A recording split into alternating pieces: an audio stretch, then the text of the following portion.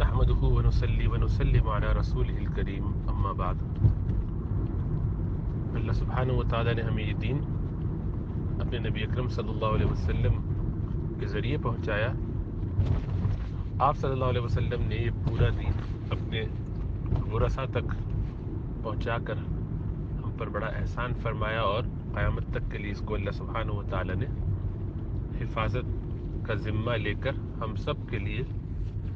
قابل عمل بنا دیا۔ علماء انبیاء کے وارث ہیں۔ انبیاء جیسا کہ حدیث میں آیا کہ درہم اور دینار وراثت میں نہیں چھوڑتے بلکہ علم چھوڑتے ہیں۔ دین کا وہ حصہ جو کہ قطعیات سے ثابت ہے، بالکل واضح دو ٹوک ہے، اس میں تو جو شخص قرآن یا حدیث کو پڑھ کے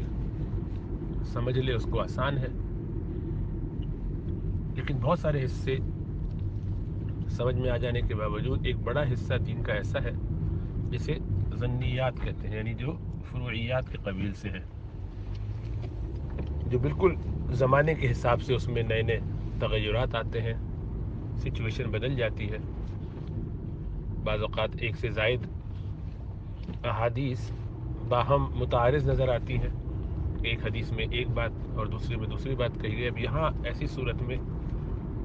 مجتہد امام کا، علماء کرام کا، بڑے بڑے فقیہ بزرگوں کا یہ کام ہوتا ہے کہ وہ اس میں اللہ سبحانہ و تعالی کی منشا کیا ہے وہ غور و خوض کر کے، محنت کر کے امت کے سامنے پیش کریں۔ 1400 سال سے امت کے علماء دین کی ذمہ داری ادا کر رہے ہیں، وہ اپنے بڑوں سے سیکھتے ہیں اور آگے سکھاتے ہیں۔ اس طرح یہ ایک سلسلہ کڑی میں پرویا ہوا، ان بروکن چین، ایسے سلسلہ تو ذہب سے جڑا ہوا ہے کہ جس کا ایک سرا رسول اللہ صلی اللہ علیہ وسلم کے ہاتھ میں اور اس کا آخری سرا ہمارے زمانے کے علماء کے ہاتھ میں۔ یہ علماء اپنی سند بیان کرتے ہیں، اپنی چین بیان کرتے ہیں، اور پھر کوئی مسئلہ سمجھاتے سکھاتے ہیں۔ جس طرح ہر فن میں وقت کے ساتھ ساتھ گراوٹیں آ ہی جاتی ہیں، دینی علوم میں بھی بہت سارے لوگ آخری زمانے میں علم سے دور ہو کر، بے بہرا ہو کر اس کی خرابی کا سبب اور ذریعہ بن جاتے۔ کچھ لوگوں کو اس میں خوش نیتی کے ساتھ، کچھ بد نیتی کے ساتھ کھیلنے کا موقع مل جاتا ہے۔ بہت سے لوگ دین میں رخنہ اندازی کی خاطر، اب یہ معاملہ چونکہ نیت سے متعلق ہے، اس لیے کسی شخص کے بارے میں یہ متعین طور پر کہنا کہ فلاں شخص تخریب کاری کے لیے کرتا ہے یا جہالت کی وجہ سے کرتا ہے، انجانے میں کرتا ہے، جان بوجھ کے کرتا ہے، یہ ذرا مشکل کام ہے۔ اللہ کے رسول صلی اللہ علیہ وسلم نے آخری زمانے کے بارے میں ایک پیشین گوئی فرمائی، ارشاد فرمایا کہ اللہ سبحانہ و تعالی ان اللہ لا يقبض العلم انتزاعا، اللہ سبحانہ و تعالی اچانک سے دین کو نہیں اٹھا لے گا، بلکہ ولكن يقبضه بقبض العلماء، بلکہ علماء کو دنیا سے اٹھاتا رہے گا، ان کا انتقال ہوتا رہے گا، اور پیچھے غیر علم والے نااہل لوگ، غیر عالم رہ جائیں گے۔ حتی اذا لم يبق عالما اتخذوا الناس رؤوسا جہالا، تو لوگ جاہل لوگوں کو، غیر عالموں کو اپنا بڑا، اپنا امام، اپنا استاد بنا لیں گے۔ نتیجہ یہ ہے کہ یہ ان سے فتوے پوچھیں گے، مسئلے پوچھیں گے، یہ ان کو فتوے دیں گے، وضلوا واضلوا، یہ خود بھی گمراہ ہوں گے اور وہ بھی گمراہ ہوں گے، دوسروں کو گمراہ کریں گے۔ یہ پیشین گوئی آج کے زمانے میں آہستہ آہستہ صادق ہوتی نظر آتی ہے کہ عوام الناس علم کے معاملے میں اتنے کمزور اور جاہل ہو چکے ہیں کہ انہیں یہ بھی اب معلوم نہیں کہ علم سیکھنا کہاں سے چاہیے، کہاں سے لینا چاہیے۔ یہ گراوٹ کی انتہا ہے۔ وہ ملت، وہ امت جس کی ابتدا اقرا پڑھنے سے ہوئی، وہ علم سے اتنی دور ہے کہ اس کو یہی نہیں پتا کہ کون صحیح اور کون غلط، کس سے سیکھنا ہے، کہاں نہیں سیکھنا چاہیے۔ اور ایک تو یہ ہوتا کہ چلو سارے برابر میں بیٹھے ہوئے ہیں اور سب کی بڑی بڑی ڈگریز ہے، تو سمجھ میں نہیں آ رہا کہ کون صحیح ہے کون غلط ہے۔ ہم اتنے زیادہ نفس کے پجاری ہو چکے ہیں، اپنے کبر میں مبتلا ہو چکے ہیں، ہمارا خیال یہ ہے کہ ہمیں معلوم ہے، ہم خود طے کر لیں گے کیا صحیح ہے کیا غلط ہے. ہم یہ بھی دیکھنے کی زحمت نہیں کرتے کہ کوئی شخص تعلیم یافتہ ہے بھی کہ نہیں. ایسے لوگوں کو میں یہ کہتا ہوں کہ اگر وہ اپنے بچوں کو کوئی تعلیم دلانا چاہتے ہوں اور اس کے لیے مثلا انٹر کا ایگزام دلانا ہے یا GCSEs کرانا ہے، A لیولس کرانا ہے، اس کے لیے ان کا ٹیوشن چاہیے، اور جس شخص کو وہ ٹیوشن پڑھانے پر رکھتے ہیں اس کے بارے میں ان کو یہ معلوم ہی نہ ہو کہ اس نے کچھ پڑھا ہوا بھی ہے کہ نہیں ہے، بلکہ اس کو یہ اچھی طرح معلوم ہو کہ یہ پڑھا ہوا نہیں ہے، تب کیا اس شخص کے حوالے کریں گے اپنے بچے کو پڑھانے کے لیے؟ تو دنیا کی عام تعلیم کے لیے کبھی ایسا رسک نہیں لیں گے، خواہ اس شخص کے بارے میں بہت سارے لوگ کہتے ہو کہ بڑا اچھا پڑھایا. اب کہیں بھی پڑھایا کچھ بھی ہو ہمیں نہیں معلوم، یہ تو اس کا اہل ہی نہیں ہے. لیکن ہم اتنی گراوٹ کا شکار ہیں، تکبر کا شکار ہیں کہ ہمیں معلوم ہے، ہم چیک کر لیں گے، ہمیں کوئی غلط نہیں بتا سکتا. نتیجہ یہ ہے کہ جو میڈیا پہ آ جائے، جس کو لوگ سننے لگے، جس کا شور زیادہ ہو، جو زیادہ چیخ اللہ کی بات کر لیتا ہو، لوگوں پہ اپنا روب جھاڑ دیتا ہو، دو چار باتیں ادھر ادھر کی کر دیتا ہو جو ہمیں معلوم نہ ہو، ہمارے لیے نہیں ہو، تو اس کو ہم بڑی تحقیق کا نام سمجھ کے اس کو سننے لگتے ہیں، اس کے پیچھے چلنے لگتے ہیں. اس کی وجہ بنیادی تو یہی ہے کہ ہمیں اپنے اوپر بہت زیادہ اعتماد ہے کہ ہم سے کوئی غلط کیسے کہہ سکتا ہے، جب کہے گا تو ہم پکڑ ہی لیں گے، پہچان لیں گے. معیار تو ہم ہیں، ہم فیصلہ کریں گے صحیح کون ہے غلط کون ہے. یہ گویا اپنے علم پر نازا ہونا، یعنی کسی کی علمیت کو طے کرنے کے لیے اس سے زیادہ علم ہونا چاہیے. تو گویا ہم یہ دعویٰ کر رہے ہوتے ہیں جب ہم یہ کہتے ہیں وہ جو غلط بات کہے گا ہم پکڑ لیں گے، اس لیے کہ ہم اس سے زیادہ علم رکھتے ہیں. تو ایسا شخص تو بالکل ہی اس قابل ہے کہ اس کو اس کے حال پہ چھوڑ دیا جائے، اس سے کیا بات کی جائے. دوسری وجہ یہ ہوئی کہ جو صحیح اہل علم ہے ان سے رابطہ کرنے میں یا ان کے پاس جانے میں مشقت ہے، محنت ہے. گھر سے نکلے، مسجد جائیں، خط لکھیں، فون کریں، وہ ہر جگہ یوٹیوب پہ انٹرنیٹ پہ اویلیبل نہیں ہوتے. ان کا اپنا صبح مدرسے کا پورا نظام ہے، مسجد میں نماز پڑھانے کے بعد وہ ہفتے میں 6 دن پڑھاتے ہیں. ان کی پھر اپنی اور مصروفیات تصنیفی اور تحریری ہوتی ہیں، فتاویٰ لکھنے ہوتے ہیں، مختلف اداروں کو کے ذمہ دار ہوتے ہیں تو اس کو چلانے کی کام کرتے ہیں. تو دین کی خدمت میں وہ ہمہ وقت لگے ہوتے، تو ان کے لیے اس طرح وقت نکال کر ہر وقت ٹی وی پر اور میڈیا میں بیٹھے رہنا آسان نہیں ہوتا. بہت سے ان میں سے میڈیا کے فتنوں کی وجہ سے اس میں آتے بھی نہیں، آنا نہیں چاہتے ہیں. تو ہمیں جو مل جاتے ہیں ہم انہیں کے حوالے. ایسا ہی ہے کہ ڈاکٹر اویلیبل نہیں ہے تو قریب میں پڑوس میں جو عطائی بیٹھا تھا، کویت بیٹھا تھا، اسی سے علاج کرنے لگے اپنے بچوں کا. تو ظاہری بات ہے 2-4 دوائیں وہ ٹھیک بھی دے گا، لیکن ان میں بیچ میں ایک دوا ہی ایسی ہوگی کہ جو جان لیوا ہو جائے غلط تشخیص کے نتیجے میں. ظاہری بات ہے کہ یہ تو جو ایسی جہالت کرے، بددیانتی کرے اپنے ساتھ، اس کے ساتھ تو یہی معاملہ ہونا چاہیے. اب یہ ہمارا معاشرہ چل رہا ہے پچھلے 20 سال سے، جب سے میڈیا آزاد ہوا، اور 10 سال سے جب کہ یوٹیوب وغیرہ بہت زیادہ پاپولر ہو گیا. ہر شخص کو اپنی تقریریں اور تحریریں کرنے، ورنہ تو ان لوگوں کو کوئی پوچھتا نہیں، کیونکہ نہ ممبر ہوتا ان کے پاس، نہ مسجد 4 لوگ جمع نہیں کر سکتے تھے، کیونکہ وہ تو علمی سطح دیکھ کر لوگ جایا آیا کرتے تھے. تو پہلے ہی سے پتہ چل جائے کہ آدمی پڑھا لکھا نہیں تو کون اس کے پاس جائے. لیکن اب چونکہ ہر ایک کا اپنا اختیار ہے کہ یوٹیوب پہ جو چاہے اپلوڈ کرتا رہے، تو ان کی باتیں سن کر کچھ باتیں اپیل کی، عقل کو لگی، ہمارے معیار پہ ہمیں ٹھیک لگ رہی ہے، سمجھ میں آ رہی ہے، تو ایسے لوگوں کو سننا شروع کیا، اور آہستہ آہستہ ان کا ایک امیج لوگوں میں بنا دیا کہ ان کی تحقیق ہوتی ہے، ان کا بڑا ایک گہرا علم ہے. اور اس میں واردات کرنے والے سمجھداری سے جو کرتے ہیں، اسلام کو نقصان پہنچانے کی نیت ہو یا نہ ہو، اپنے نفس کی شکاری ہو، تو کرتے کیا ہے کہ وہ لوگوں کے لیے نئی باتیں کرتے ہیں. ایسا ہی ہے کہ اگر مجھے کسی کو اپنی طرف مائل کرنا ہو تو اس کو کوئی ان یوزول سی بات بتائی جائے جو اس نے کبھی نہ سنی ہو، اور چونکہ اس کا پہلے ہی سے اعتماد علماء سے، اہل اللہ سے اٹھا ہوا ہے، تو اب اگر میرا یہ کہنا کہ فلاں عالم نے تمہیں غلط بات بتائی ہے، وہ تو ایسے غلط کہتے ہیں، وہ گڑبڑ ہے، انہوں نے یہ کیا، دھوکہ دیا، میں تمہیں سب کھل کے بتاتا ہوں. آپ 10-12 سال کے 15 سال کے بچے کو جو اپنے والدین سے ذرا ناراض ہو یا کم از کم ایک سے کسی سے ناراض ہو، اس کو سائڈ میں لے جائیے اور اس سے کہیے بیٹا میں بتاؤں تمہارے ابا کی گڑبڑیں کیا کیا ہے. تو ویسے ابا سے ناراض ہے اس موقع پر تو وہ اچھل کے آپ کی طرف آئے گا اور آپ کو اچھا یہ بھی کیا تھا، اچھا یہ بھی، اچھا مجھے تو ایسے روکتے، ہاں تم ایسے کرتے، خود ایسے کرتے، ہم نے تو یہ بھی دیکھا. تو ظاہری بات ہے اس کو تو اس وقت وہی باتیں سننی تھی، آپ نے سنا دی. معاشرہ بھی اسی طریقے سے علم اور اہل علم سے دور بھی ہے، نالاں بھی ہے، ناراض بھی ہے.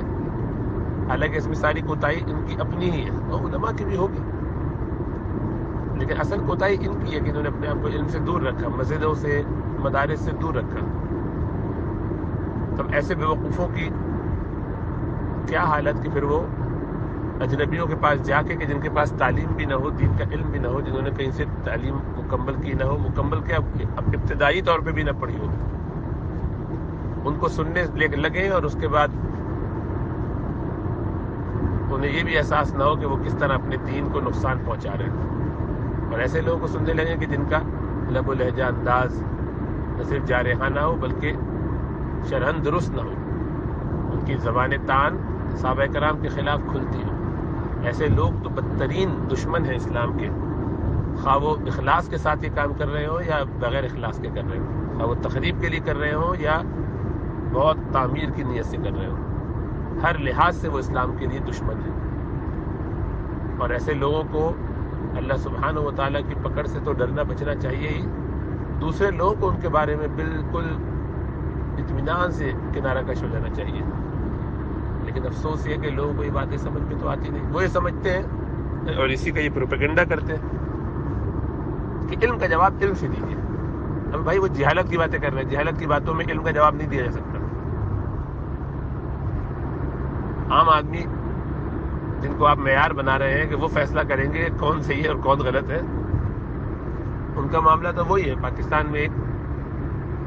کلپ بہت زیادہ چلتا ہے اردو کا، ایک ڈرامے کا کلپ، جس میں ایک شخص جو ہے وہ گاؤں میں بیٹھا ہے اور سارے جاہل لوگ ہیں، اور اس میں طے کر لیا جاتا ہے کہ بھئی یہ باہر سے آیا ہے اور انگریزی بولتا ہے، اور ہمارا ایک لوکل بندہ بھی ہے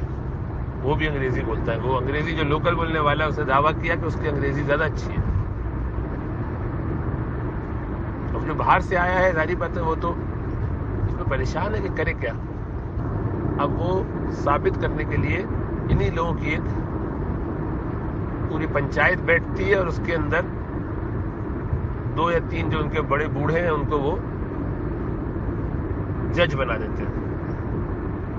اب یہ جو انگریزی بولنے والا ہے وہ پوری انگریزی بولتا ہے، اور دوسرے والا اس کا جواب میں کچھ کہہ رہا ہوتا ہے، اور وہ جو جواب میں کہہ رہا ہوتا ہے وہ ABCD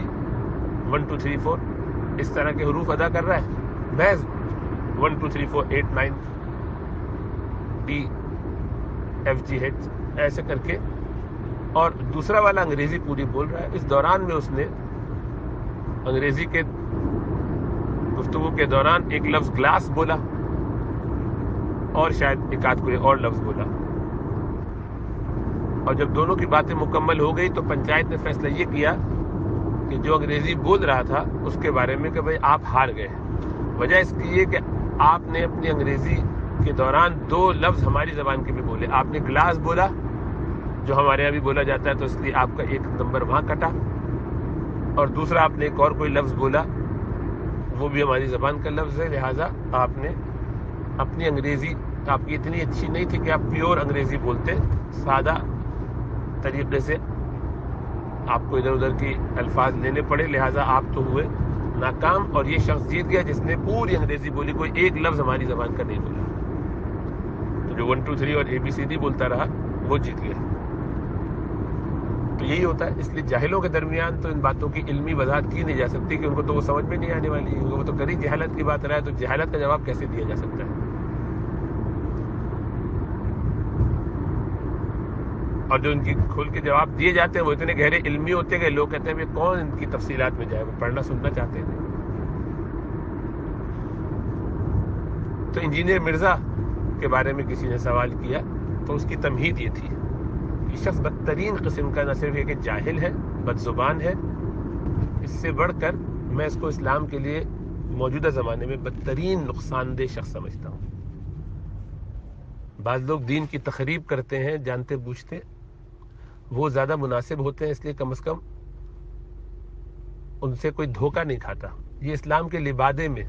اسلام کی تعمیر کے لبادے میں اسلام کی بےخکنی کر رہا ہے۔ اسے خود بھی پتہ نہیں ہوگا، اس کی نیت تو میں نہیں جانتا، لیکن اس کی بددیانتی جانتا ہوں۔ بددیانتی اور اخلاص میں ایک فرق سمجھنا چاہیے۔ اخلاص یہ کہ ایک آدمی بہت شوق سے خیال کرتا ہے کہ مجھے بچانا ہے، مجھے مدد کرنی ہے، مجھے ان صاحب کو پیٹ میں بہت درد ہو رہا ہے اور سمجھ میں یہ آ رہا ہے کہ پیٹ میں ان کے اپینڈکس ہو گیا ہے، اب ہاسپٹل جانے میں تو گھنٹہ لگے گا، راستہ بند ہے، اب لے کے جا رہے ہیں، ڈاکٹر نے کہا کہ اپینڈکس نکالنا ہے، ان کو لے آئیے۔ اب راستے بھر میں جو ہے وہ اپینڈکس نہیں نکالا تو بندہ تکلیف سے تڑپ رہا ہے، ابھی پہنچنے میں مزید آدھا گھنٹہ، ٹریفک بہت ہے۔ تو جو برابر میں بیٹھا ہوا ہے یہ اپنی جیب سے ایک چھری نکال کے پیٹ کاٹ کے اپینڈکس نکالنے کی کوشش کرتا ہے۔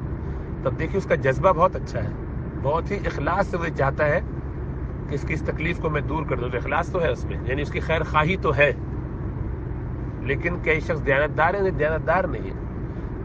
دیانتدار اگر یہ ہوتا تو اس کو معلوم ہوتا کہ میں اس وقت اس کی اس کام میں مدد نہیں کر سکتا، یہ میری فیلڈ نہیں ہے، مجھے آتا نہیں، میں نے اس کا اگر پیٹ کاٹ دیا تو اس کو سیے گا کون، تو خون بہہ بہہ کے مر جائے گا یہ بندہ۔